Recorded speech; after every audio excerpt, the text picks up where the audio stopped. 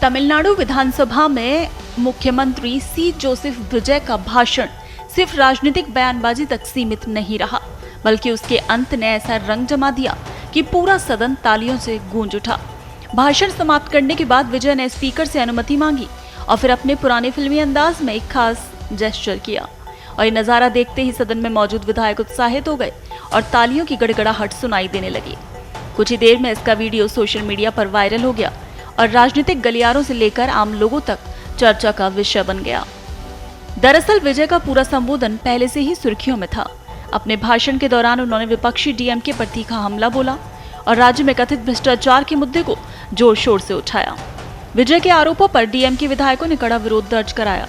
सदन में कुछ समय के लिए हंगामे जैसी स्थिति बन गई और बाद में डीएमके के कई विधायक विरोध स्वरूप वॉकआउट कर गए।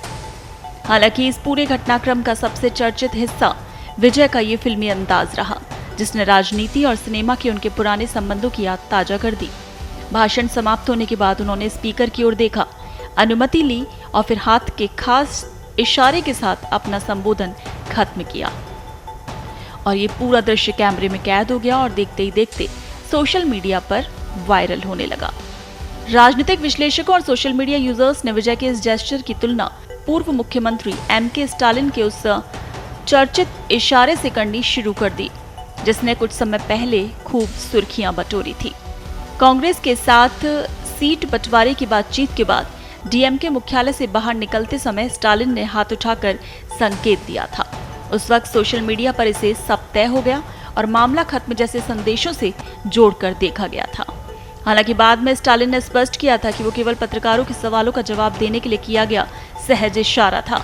लेकिन अब विजय के इसी तरह के अंदाज ने राजनीतिक चर्चाओं को फिर हवा दे दी है।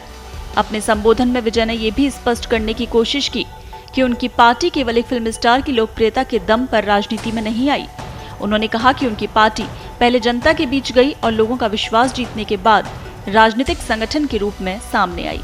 विजय ने कहा, जो लोग उनकी पार्टी को केवल अभिनेता की पार्टी समझते थे, जनता ने उन्हें गलत साबित कर दिया।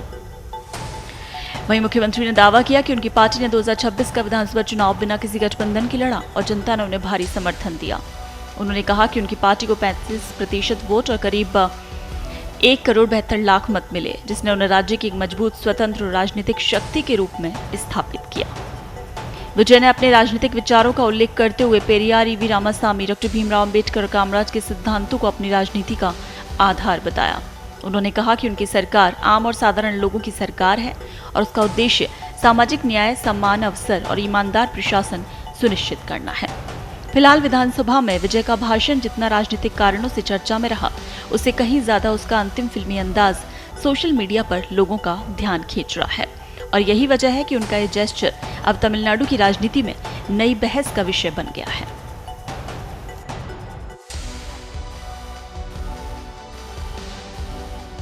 देश दुनिया की ताजा खबरें और वीडियोस के लिए अभी डाउनलोड करें पत्रिका ऐप।